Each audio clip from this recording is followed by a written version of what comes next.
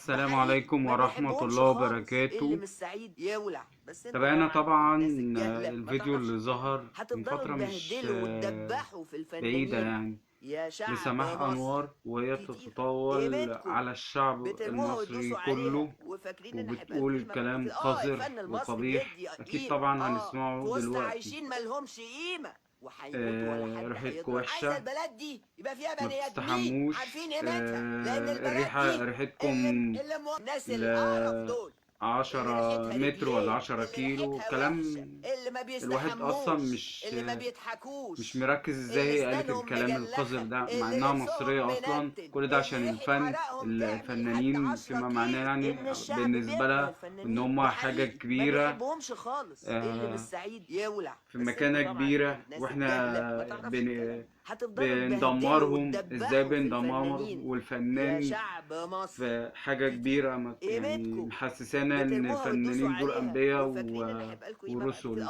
الفن المصري بيدي مع ان قيمه في وسط عايشين مالهمش قيمه الفنانين وهيموتوا ولا دول حد اساس هيضرب. عايزه الفساد البلد دي يبقى يعني. فيها بني ادمين عارفين سمعنا قيمتها، طبعا لان ان البلد دي يوسف ناس وهبي القرف دول كان اللي عضو في ريحتها رجلين، الماسونية، اللي ريحتها ويقال وحشه، اللي ما محمد رمضان، بيستحموش، اللي ما والله اعلم، بيضحكوش، اللي اسنانهم مجلخه، اللي لبسهم وناس منتن، كتير اللي غيرهم. ريحه عرقهم تعمل لحد 10 ده غير كيلو.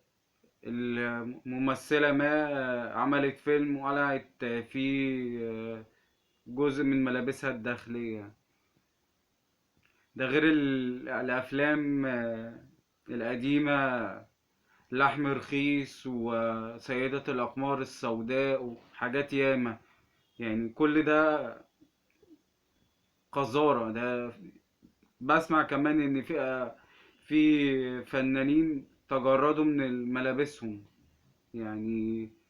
وجاية تقولك الفن رسالة. رسالة في ايه؟ انتوا بتعلموا الفساد والانحطاط للناس. لما واحدة بتقلع الأندر بتاعها، واحدة قلعة خالص على الجنط، أو واحد قالع على الجنط، ده فن ده؟ ومنظر منظر قذر. يعني العين اتخدشت بالمناظر القذرة دي.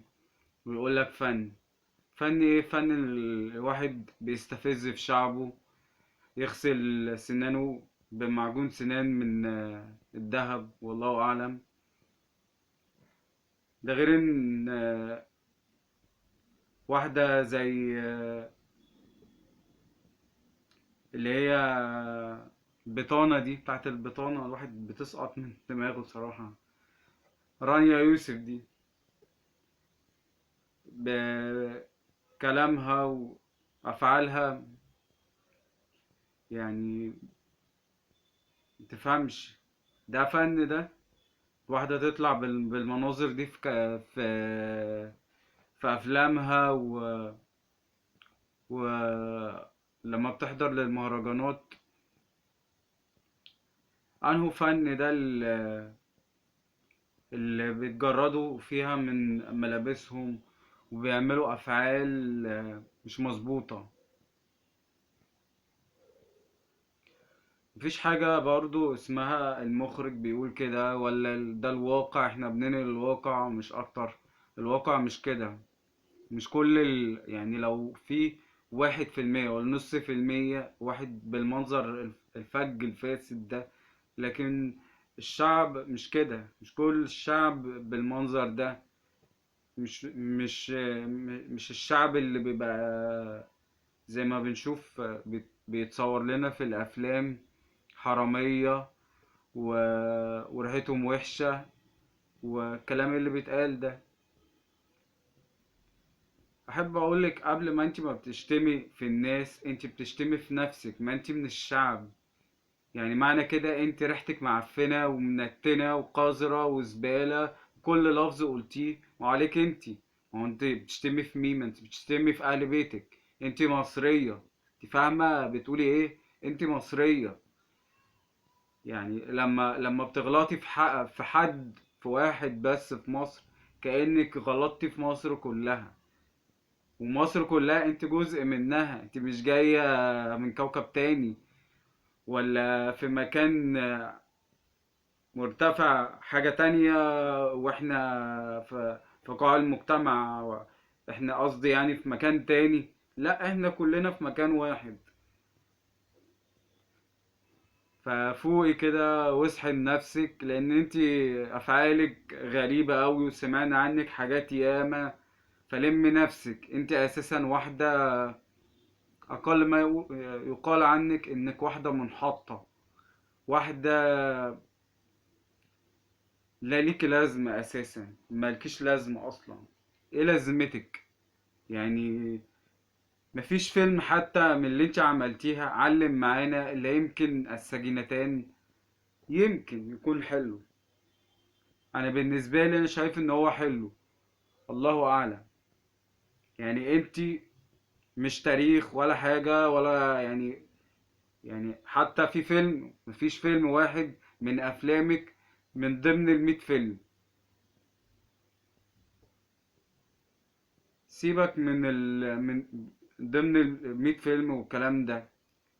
يعني الفن ده يعني حسب ما بيقال صناعة يهودية هدفه. ما هو لو صناعة يهودية زي ما بيتقال، يبقى أكيد هدفه تدمير الشرق الأوسط والعالم الإسلامي. ده حاجة مفيش جدال منها. فمعنى إن الفن ده صناعة يهودية، أكيد هدفه تدمير الشعوب، وليس الرقي بها.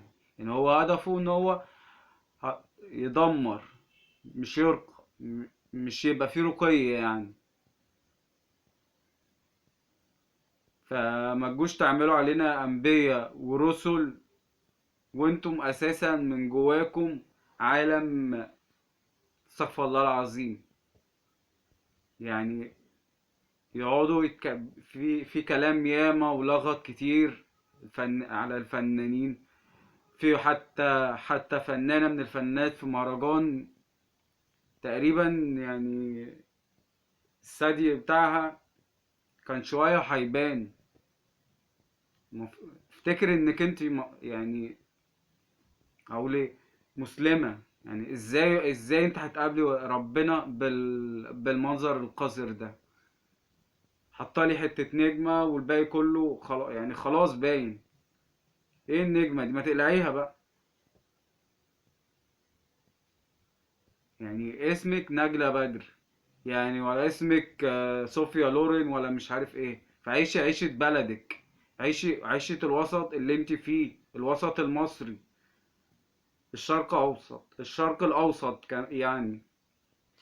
احنا في الشرق الاوسط، مش عايشين في تل ابيب ولا في اوروبا ولا.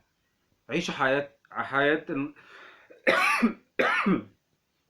عيشوا الحياة بتاعت بلدكم. ما تصنعوش حياة مش حياتكم، وبطلوا تصدروا لنا القذارة. مصر مش قذرة، مصر بلد الازهر، مش بلد الانحطاط والسفالة. ويا ريت تراجعوا نفسكم، لان المصريين انقى وانضف من كده. مصر مصر مش كده. يعني المصريين ولا ريحتهم وحشة، ولا ما بيستحموش، ولا الكلام ده كله اللي هي بتقول، لا بتقول ما بيستحموش، مش عارف كلام ياما كده يعني. الواحد مش عايز يتكلم فيه يعني. ارحمونا. المصريين 7000 سنة حضارة، فما يصحش ان الكلام اللي قالته ريحتهم وحشة. آه، الريحة دي حاجة كده، يعني تقريبا ل10 متر ولا ايه.